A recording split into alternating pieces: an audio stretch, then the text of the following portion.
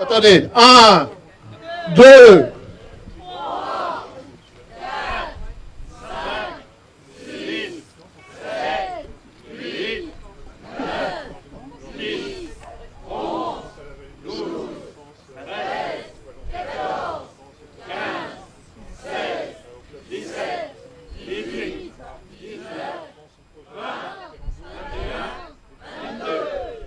22 comme 2022. 22 comme les 22 pins de Monterrey à qui nous rendons hommage aujourd'hui.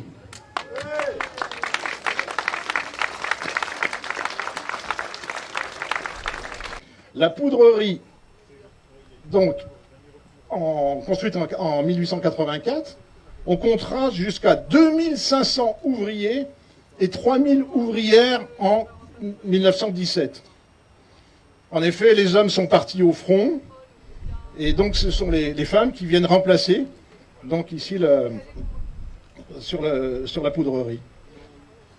18 juin 40, l'ordre d'arrêter l'usine et de saborder la production. C'est ce qui se passe. On a à peu près la même situation. Reste aujourd'hui debout, après avoir suivi les bombardements des Alliés sur l'occupant, parce qu'il y avait, donc dans la foulée, vous voyez devant nous les bureaux des services administratifs. Hein, on reconnaît l'architecture de la poudrerie d'État, on pense aussi à la manufacture de tabac de Morlaix. Quand on pense à tout ce qui est mis en œuvre, et heureusement, pour garder des traces, pour expliquer aux petits-enfants. Jocelyne me disait tout à l'heure que son grand-père a eu un accident très important, poudrier, et donc la mère de Jocelyne dit exactement le jour où ça se passe. C'était une usine, et c'était des femmes et des hommes qui servaient leur pays. Donc il reste aujourd'hui les bureaux des services administratifs et il reste aussi la maison du directeur. On la devine. Cette maison aujourd'hui, elle est la propriété d'un monsieur dont je tairai le nom. C'est grâce à ce monsieur que nous sommes encore en train de défendre ces 7000 mètres carrés. C'est lui qui s'est opposé le premier, et là, nous, on s'en veut, nous les Kérards. On n'a pas vu le coup arriver. C'est lui qui s'est donc exposé le premier, et qui est parti, alors là, un recours gracieux, jusqu'à là ça va encore, à trouver une faille qui fasse arrêter. Jusqu'à là ça va encore le recours gracieux, et on connaît après tous les autres recours, et recours et appel. Et on va jusqu'au, n'est-ce pas Jean-Pierre, des Perles de Saint-Marc. On va jusqu'au Conseil d'État, jusqu'en revision. C'est ce qu'a fait Jalil. Et je pense qu'il a... Vous savez ce qu'on a à faire à Jalil. Au nom des amoureuses et des amoureux de la rade de Brest, je vous dis bonjour, bienvenue et bravo d'être ici, aujourd'hui, si nombreux, sur le site de la cantine du Moulin Blanc. Lundi 24 octobre. C'est-à-dire, il y a moins de 2 semaines, le bosquet de pins qui se dressait devant nous a été abattu, massacré en une seule journée. Nous avons subi un choc violent. Après la sidération est venue la tristesse. Certains ont éprouvé de la colère. C'était un havre de fraîcheur dans le paysage, une rupture d'urbanisation dans notre métropole, considéré par beaucoup comme par trop minéral. C'était un espace de respiration. C'était un amer à la silhouette fière, élégante et remarquable, devenu familière pour tous les usagers du plan d'eau et les promeneurs de la corniche. Il y a peu, ce site était encore un bien commun. Il aurait pu figurer l'amorce d'un aménagement doux du front de mer, trait d'union entre les vallées du Costour et du Stangalard, face à la plage, pour le bénéfice de tous. Mais certains en auront décidé autrement dans leur entre-soi. L'endroit sera artificialisé, bétonné. Le bois de pin va laisser place à un immeuble réservé à quelques privilégiés. Nous, Brestois, nous, Terreurs, voulons habiter une ville qui nous ressemble. Et on nous propose la Bolle, les pins, sans les pins. Qu'allons-nous faire de notre tristesse et de notre colère? D'aucuns nous disent que notre action est vaine et dérisoire, que l'affaire est entendue depuis belle lurette, que nous avons au moins 10 ans de retard. À cela, nous disons avec Brecht que celui qui combat peut perdre, que celui qui ne combat pas a déjà perdu.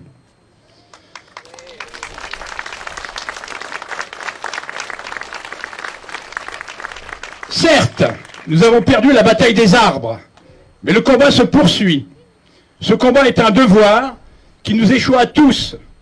Comme il est écrit dans la charte de l'environnement incluse dans notre Constitution, toute personne a le devoir de prendre part à la préservation et à l'amélioration de l'environnement. C'est à ce titre que nous sommes rassemblés ici, aujourd'hui, car visiblement, cette injonction de préservation et d'amélioration de l'environnement n'a pas été respectée. Plus jamais ça. Comment en est-on arrivé là? Comment un projet aussi impopulaire a-t-il pu aboutir? Ce n'est pas nous qui avons des années de retard, ce sont des décideurs restés enferrés dans des schémas de pratiques et de passés anciennes. Aujourd'hui, ils ne comprennent pas qu'on leur demande des comptes, ils tombent des nues, ils n'ont pas vu que le monde changeait, que la société changeait, que nous sommes en 2022, en pleine crise climatique. Nous ne dénonçons pas des individus, nous dénonçons un système de gouvernance obsolète et une incapacité à changer de paradigme.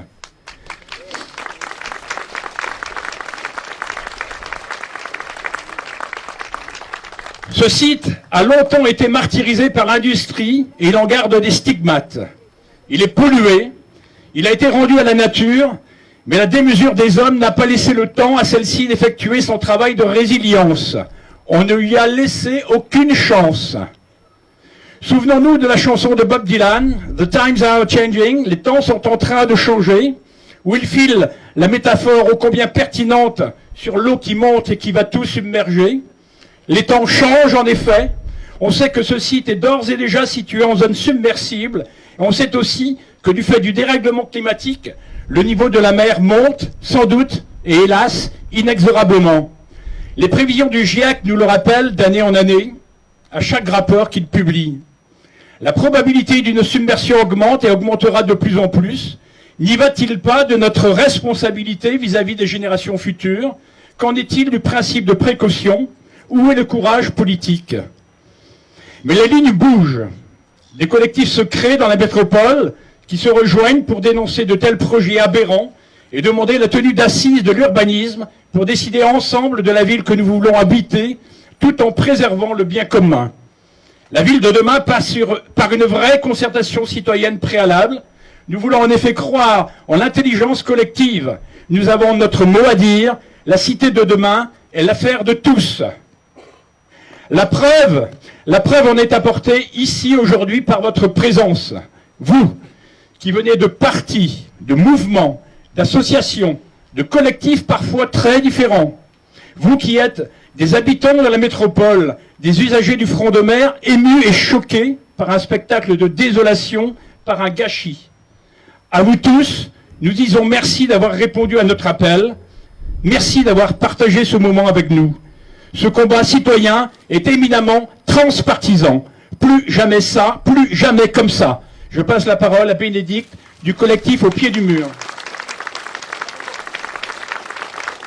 Bonjour à tous, à toutes. Donc je prends la parole au nom du collectif Au Pied du Mur. Il y a un an et demi, nous avons commencé à nous réunir, collectifs et habitants mobilisés partout sur la métropole, contre des projets immobiliers qui détruisent la ville et qui détruisent notre bien commun. Nous avons partagé nos constats. La ville est livrée aux appétits sans scrupules des bétonneurs, des spéculateurs, des ravageurs qui participent à rendre cette planète et notre ville chaque jour moins habitable. Les habitants et les habitantes n'ont pas voix au chapitre. Nous sommes mal informés, nous sommes absents des concertations, nous sommes exclus des décisions, et la vie non humaine, les arbres, les sols, les animaux sont oubliés. nos revendications, une ville fabriquée avec et pour nous tous, les arbres compris. Une ville qui préserve la mixité sociale, qui préserve la qualité de nos quartiers, de nos environnements sociaux, naturels, des espaces communs, des possibilités de rencontres, du beau. Une ville qui intègre les enjeux vitaux de l'écologie. Alors aujourd'hui, nous sommes tristes. Tristes de dire adieu à ces 22 arbres abattus sur l'autel du profit privé pour un projet immobilier de luxe. Et nous sommes en colère, plus déterminés que jamais à nous battre pour un changement de modèle en matière d'urbanisme. Partout sur la métropole, la résistance continue, s'intensifie, s'organise. Au jardin de l'Adoration à Saint-Martin, au bourg de Saint-Marc, au vallon du Stangalard, dans le vallon du Douvraz, au pied du quartier du Merle-Blanc, à Kérango, et bientôt au Frouven, à Plougastel, à Plouzané, à Guipava, où l'artificialisation des terres agricoles et sauvages continue. Ici aussi, à la cantine, notre vigilance est intacte, et nous demandons à ce qu'une commission ad hoc composée d'élus et d'habitants soit chargée du suivi et de l'évaluation des travaux, des terrassements et la dépollution du terrain traversé par le Coustour, on a entendu, sont particulièrement sensibles à 2 pas de la plage du Moulin Blanc, et on ne veut pas qu'ils fassent encore n'importe quoi.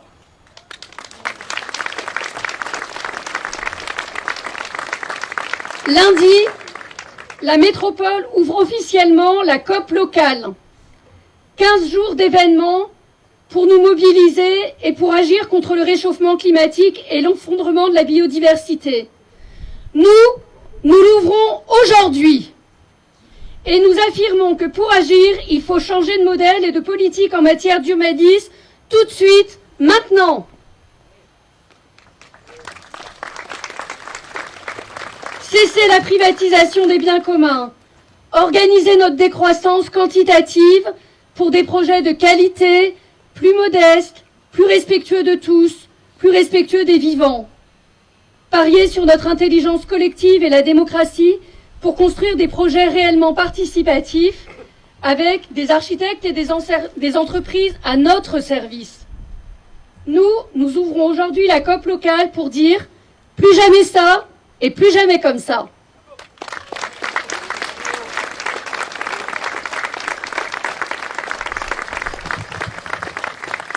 Et nous nous retrouverons d'ailleurs dès lundi prochain, puisque c'est lundi le lancement de la COP. Donc nous y serons avec les bosquets du Moulin Blanc. Ces bosquets vont accompagner toutes les luttes, pas seulement celle-ci.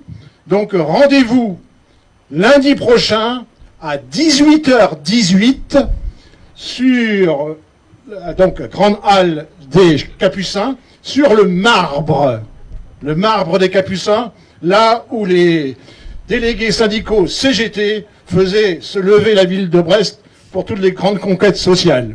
Lundi, 18h18, sur le marbre des Capucins.